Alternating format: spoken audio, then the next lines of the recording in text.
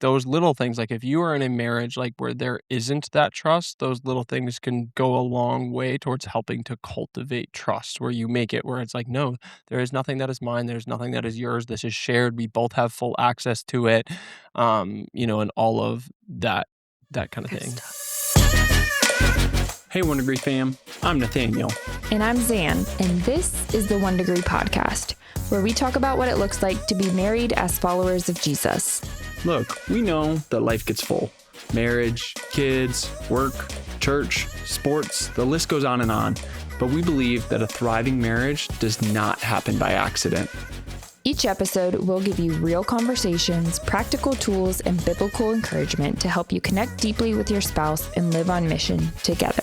So, whether you're folding laundry, driving to work, or maybe even working out, we're glad you're here with us. Let's dive in. What is up, 1 Degree fam? What is up, fam? Welcome back to the comfy, cozy, virtual leather couch, where today we're going to be talking about 4 things your marriage needs. Needs. I don't know if needs. We were bouncing this around this morning, right? Is it needs? I mean, plenty of people get married without these, and their marriage survives. 4 things your marriage needs to thrive. Yeah. 4 things your marriage would benefit from having. That just doesn't have the click effect, you know? Yeah. And, well, it's also just like in life, technically all we need is like food, shelter, water, all of those kind of stuff. And so I when always someone go says, back to "I need to get a shelter, car," like that just feels like it feels like food and water. We've talked about this sometimes. well, you need some form of shelter if you're out in the elements. It feels like if you pick a neutral environment, you might not need shelter. Like if there's not a hurricane, if there's All not right, we're getting off topic. Let me know what you But think that's about why, that. like, if there is that's the... But what if there's not? That's a need for some people in some climates. Just like warm clothing would be a need for some people, but No, because you're going to have rain or you're going to have heat. but we are not going to die from rain. No, but you're not going to be able to survive. Like, you're not going to be able to have a fire, which you need to survive. That's not shelter. Oh, you're saying in the rain. Yeah. Is it going to rain all the time? If you're in a rainforest. I don't know. I think about this more often than you would think. But when it comes to needs, we don't really need anything else in life. But we always say, oh, my air conditioning is broken, I need to get it fixed. Or, oh, yeah, my car broke down, I need to get it fixed. Or I need a different car. Or So just it don't is. be the need police that's annoying. Yes. Because it's colloquial, okay? We've already talked about it. Okay. And we debated not using it. But we're using it. For clickbait purposes. I'm just kidding. Not really, that wasn't it. But it's like, it just doesn't, how else do you say like 4 things to implement in your marriage? I mean, sure, but that sounds unexciting too. In order to have a thriving marriage, these 4 key components to having a thriving marriage. Do we want to list them up front or like keep dripping them out? Let's drip them out. Ooh. Because we're gonna put on here. If you've listened to us for a while, you're going to think that having a weekly marriage meeting is one of them. It's and guess not. What? It's not. Surprise. It's not. So we'll give you that spoiler right up front. That wasn't intentional. Yeah. But number 1 would be a shared faith. And so this isn't necessarily just like, oh yeah, we go to church together, but it's, hey, no, we both believe that Jesus lived the perfect life we couldn't live, died the death that we deserve, rose from the dead so that we can be forgiven of our sins if we trust in him. And like we are actively pursuing the Lord together. I think it's so important to have a shared faith, like scripture. Paul talks about, not being unequally yoked. He does give advice. Peter gives advice to people, to wives that are married, to unbelieving husbands. So they recognize that this is a thing. But obviously the goal as believers is that we have a shared faith with our spouse, like a deep, intentional faith with our spouse. And I even think back to like the 10 commandments, of like the first commandment is like, love the Lord your God with all your heart, all your soul, all your mind. And if our marriage relationship, I think of it also too in the sense of like our horizontal relationship, the person you are married to is like the deepest, most intentional human relationship you will have. Vertically, your relationship with God is like your deepest, most intentional relationship that you will have in general. Yes, my hair is not. If they're not on YouTube, they don't even know. But I was just trying to fix his front.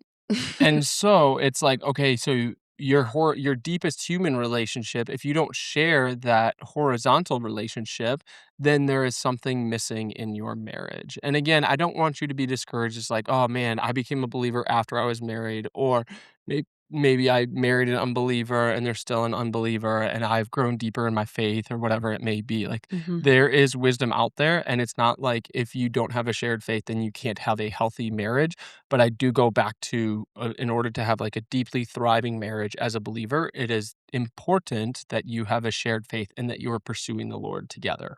And what I would say about this for the why, apart from I think we take for granted that, yes, this is good wisdom, but beyond the existential and philosophical level of, like, you know, having shared value system in those things, I think about in the day-to-day grind, in the weeds of what a shared faith how it fleshes out. It's like, well, that's influencing how we're spending our money significantly. Yeah. Like for us, it's like, okay, well, if we have a dissonance on whether we tithe or not, how much we tithe, what our generosity looks like, that comes down to, I mean, if you're living out your faith in every facet of your life and there is not, that faith isn't shared, you're going to hit a lot of, there's just going to be a lot of tension in different places. I'm thinking, so like money, I mean, how you're Time, spending your time, like having like if you want to host a small group or attend a small or group. even And we've just, had plenty of yeah, people where we've been in small groups and only one of the spouses is a faithful attender of the small group. And it's like, we've thought about like, that's weird for us because that's such a shared thing. Weird isn't the right. I yeah, mean, not to it make it is about weird. us, but like that's Right. hard for them. I'm not saying, oh, that's weird. I'm saying that would feel weird to us to have one of us go Yeah. because that is a shared thing for us. Yeah, don't think into what I'm saying. That's just like my initial reaction for myself.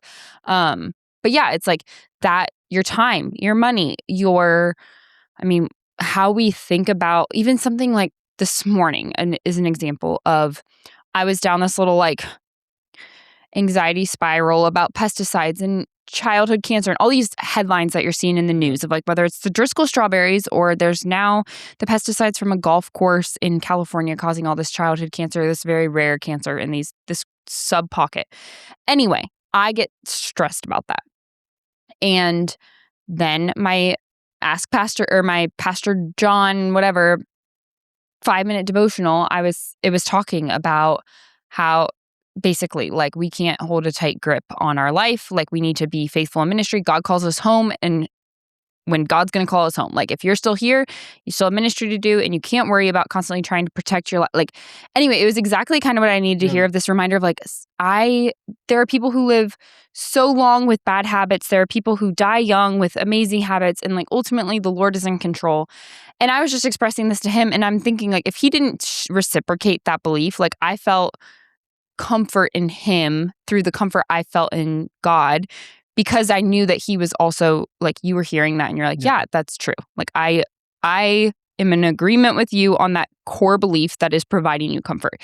I don't know, it's a very intangible thing, but I think about like had he been somebody like if I felt this peace of God through that and I was trying to voice it to him but like I knew he didn't share that faith, it wouldn't be the same. It's just there's something Yeah. about There's sharing that together. depth. Yeah, depth to that. Anyway, I just kind of wanted to flesh out examples that I was thinking through Yeah. of like, No, why, I think how does that's this matter on your average Tuesday? yeah, I think that's good. And obviously that concept, that idea is very Pauline, in that idea of like I want Meaning, nothing more. Paul says it. I feel like that's like a Yeah. weird, like, I know what you mean. Yeah, but anyway, and it's like, "Oh, I want nothing more than to go to heaven," but that whole idea to live as Christ, to die is gain. It's Yeah. like, no, my purpose here on earth, it's a lot of times when we're scared to die, we're scared not because the Lord is taking away ministry opportunities, we're scared because, "Oh, I wanna be Yeah. the one to raise my kids," or "I Yes. really enjoy my life and I don't want it to end," or For whatever me, it yeah, for me, may it's be. always this rooted fear of like, I don't want my kids to not have their mom. Yeah, That exactly. is the core fear. And that's a distrust. So our fear of dying is often because of like our earthly desires and earthly wants, when in reality, like we should be more shaped by heavenly desires and heavenly wants. Like if we truly believe to live as Christ, to die as gain, then it's like, no, when we're here on this earth, it is it to live as Christ. Like we are focused on mission, like we are on mission in everything that we do. Yeah. It's humbling. It's sorry, last 30-second side tangent. I heard a Tim Tebow quote the other day, and he was saying of like, my biggest fear is getting to heaven well rested. And Mm, he broke down this idea of, hey, not like rest is biblical, it's of God, but like our problem in Western society is not that we don't rest. We rest too much and we rest in the wrong ways. Like, he goes into the time that we spend because if you think about it, it is rest when we are scrolling on our phone. Like, I don't think it's rejuvenating rest, but that is not like we are not laboring when we are scrolling yeah. on our phone. We are not laboring when we are watching the TV. We are not laboring when we're doing those things. And it may not be rejuvenating rest. We may feel more tired afterwards and everything like that. Like we don't rest well. And he was talking about this idea of like, I don't want to get to heaven well rested because on earth, I should be on mission for Christ. It was just like, it was really Mhm. convicting to hear that. Yeah. Hmm. Anyway, so that's All number right. one, shared faith. Number two, Trust. Sorry, I don't have it in front of me, so I was just following your lead. Trust. Yeah, we were talking honestly, this podcast or this episode came about because we were laying in bed last night talking about like what would this episode be? What four things yeah. if we're thinking about a list? And trust of this, I mean, deep level trust of like knowing the other has your best interest, knowing that you trust their faithfulness to your marriage. I feel like Yeah. that's the eroding distrust is if Mhm. you have any any belief deep down, no matter how deep, that your spouse could be being unfaithful, that your spouse could be whether that's like an infidelity situation, an infidelity in the sense of like cheating on you in any capacity, or like unfaithful with your finances, or unfaithful Yeah. with their like I don't know, any kind of deceit or lying that could be happening, that will erode your marriage if you have not pruned that out, because I feel like it would come up in everything, like it Yeah. would just, you would constantly go back to this in your moments of weakness, or in your moments of when when your marriage does get hard, or there's ever any time of conflict or rockiness, like it will stir up those beliefs. And so, uh, Yeah, I would say it, intimacy and communication are built on, like, trust. trust, Yeah. a deep trust of your spouse, and ultimately, I think that this can be cultivated in your marriage, and some small ways sorry, I just went to, like, the practical, like, okay, how do you cultivate this? Is I think in our marriage, like, Zan has full access to my phone. Like, she will regularly go on my phone, I use go my through full my access all the texts. time, not because I don't trust him, but because it's my only way to stay informed.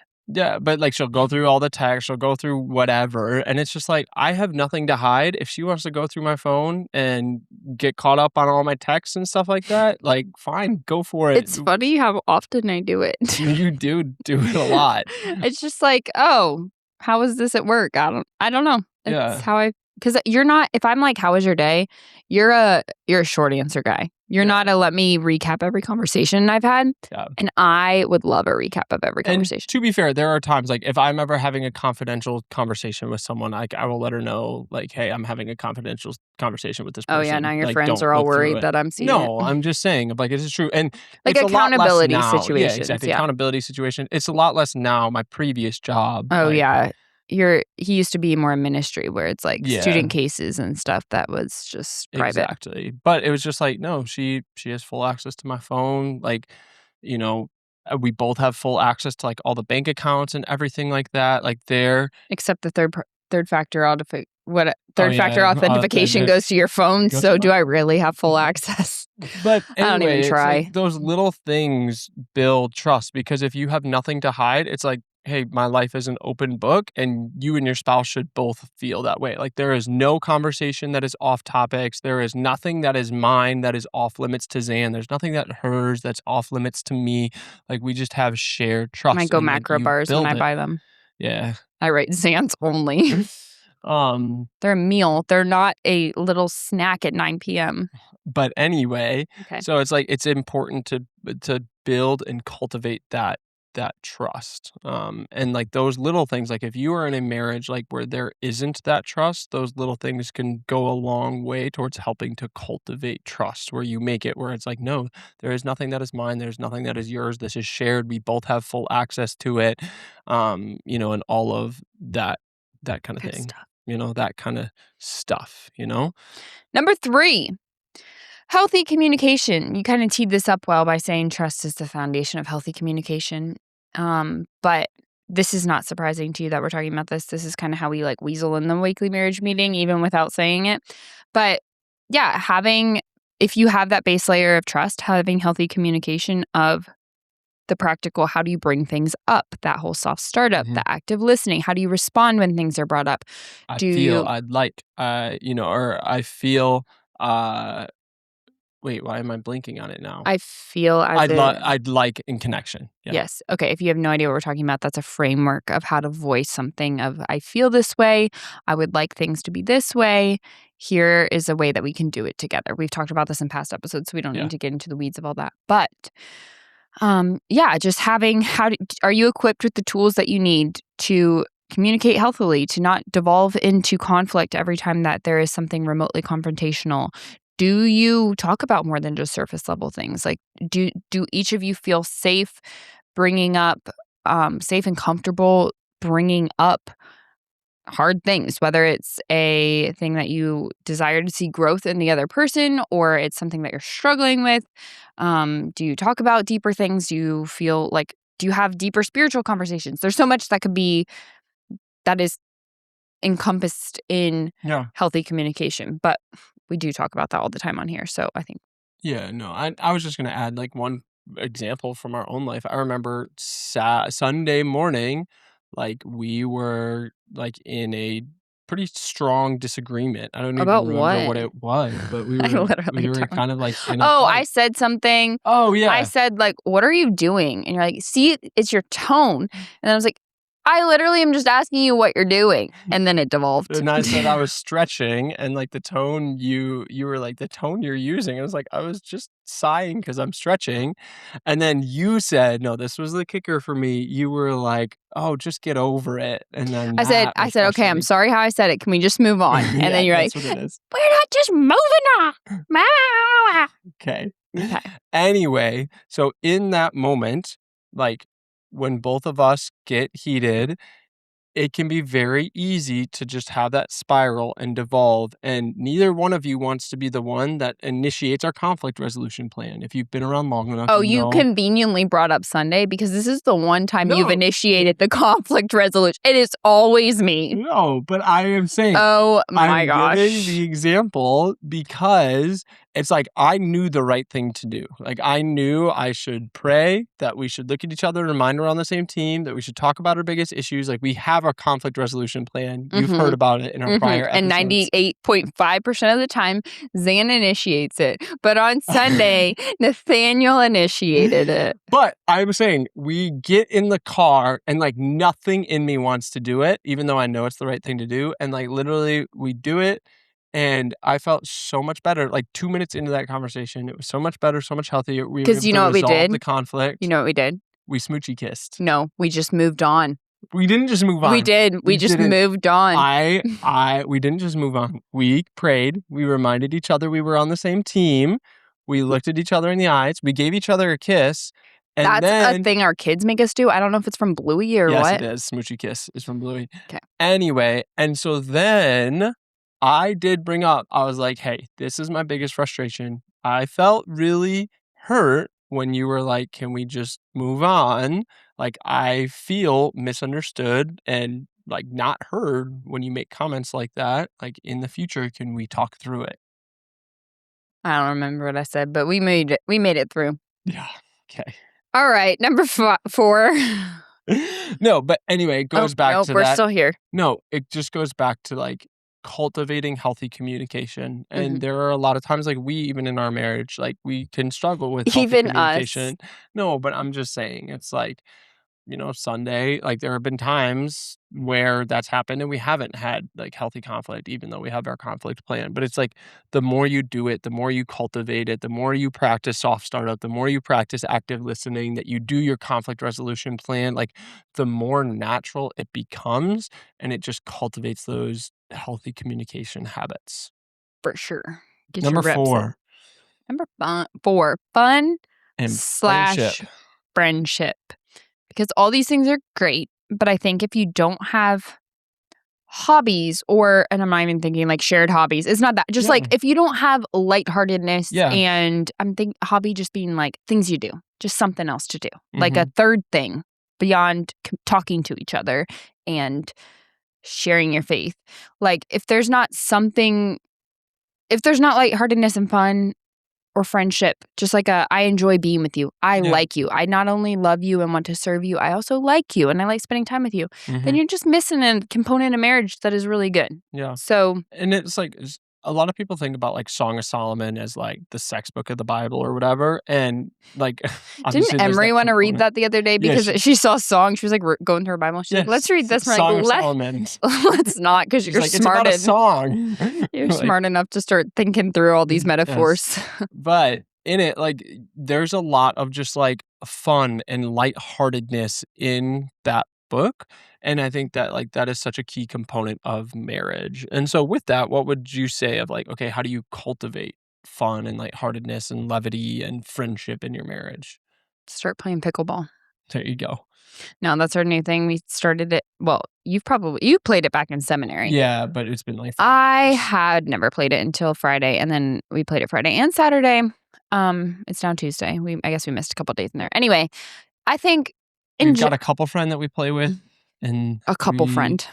no, but I'm saying You're like trying to dominate. a Is that friend the that is a couple. yes? And all I'm gonna say is we are winless against this couple friend. They have also been playing for a year or But a year plus, and we have but never. I had never played. when I play one-on-one with the other guy in this Yes. couple friend, I'm undefeated. Okay. So yes, I am the weak link here.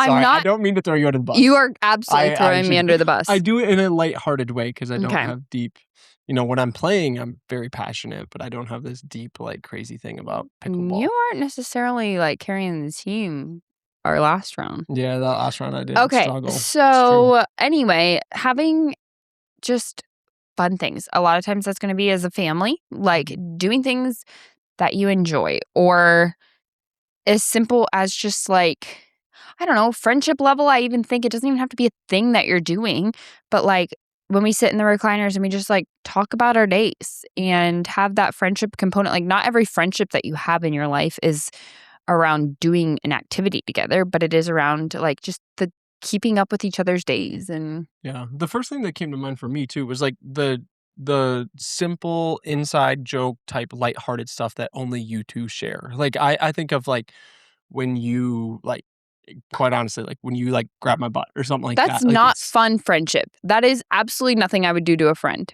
no, but that's what I'm saying Get within like your pretend like marriage. credit carding you. Yeah, but I'm saying within your marriage, Oh, that's what, like, cultivates fun and friendship within your no, just marriage. fun, not friendship. Fun. Okay, whatever. That's Like, like yeah, okay. no, but I am saying, like, those are the lighthearted, like, intimate moments that you only share with your spouse, and, like, to Okay. me, You like, can take those are it the either little direction. lighthearted. Pickleball or credit carding. Okay. Um, yeah. I was trying to Sorry, I think know of that completely threw you off, it me did bringing because that that's up. not what I was thinking of fun and friendship. I thought this was intentionally Yeah, things that are just I think there's intentionality behind that things too. you would just do when you're getting to know each other and dating. I would never have credit Well, carded you. yes, obviously. That's the kind of stuff I'm thinking I'm about. I'm thinking more of the lines of, like, you as a married couple, like, there are things that you can share that you don't share with anyone else, and, Okay, like, yeah, we are ways to thinking of very cultivate that. different things. Yeah. Okay, so whatever it is for you, the point of it, keeping things lighthearted, not mundane, Yeah. keeping things not necessarily always deep and heavy and logistical, or those are three different things, but like heavy or logistical. Um, yeah, I don't know. But no, There is truth behind what you're saying, though, too, of, like, for me, it's fun, and maybe this is just showing my old age nowadays or how I'm, aged in spirit, but it's like I really look forward to our Sunday meetings, like us sitting down and just having a conversation. And if we do, like, if I get the apple wine or whatever, just a fun drink, we get a poppy, or an Olipop, a cream soda Olipop. We are We so crack open a wild. cold one and we just get to have our Sunday meeting. Like, I look forward to that, and that's fun. And like different seasons of life have different levels of fun. Like, I remember before kids, like your fun is more like adventurous and a lot of, just Mm, like fun adventures, at least for us. Like, that was was it? what felt like cool. No, but it was like we would go like camping, or we would go to Charleston, or we would go Yeah. to whatever. It's like more adventure based versus now, like what can be most fun is just like relaxing and spending quality time together. We're still going camping. We're going camping That's in true 2 with days kids, with but the it's kids. not the same. It's not. It's a trip. It's a trip. It's It's not yes. relaxing Yes, at all. exactly. All right. Those are our 4 things. We've got a shared faith. We've got trust. We've got healthy communication, and we've got fun/friendship. Yep. What's Take your 1 that how degree you will. shift? Um, do these 4 things. Yeah, Cultivate cultivate these these 4 things. 4 things No. in your marriage. Thing that stands out the most from this episode, that's like tangible. I guess I would say this last one. I feel like this is the most easily applied of like, how can you bring fun/friendship? I mean, if that means picking up flowers, that's kind of a little bit like more romance. Or yeah, saying like, Doing the let's go monthly try. marriage challenge. Oh yeah, that's a good way. Yeah. We have With the not I mean, Not to yes, give a plugging a plug. resource, We but are plugging a also resource, but it's free. So we do send out a challenge every day, but those intentionally, like we space them out and have them be where, okay, some are communication based, some are faith based, a lot of them are simply just like cultivating friendship based yeah. of like either leaving a fun note in their lunch or surprising them with their favorite drink or things like that. So yeah, sign up for our marriage challenge, onedegree.com/challenge. But seriously, like, That's for real. do intentional acts to cultivate fun and friendship in your marriage Yeah. this week. I think that's a good one. Yeah. All right. Catch you next week. 1 Degree fam.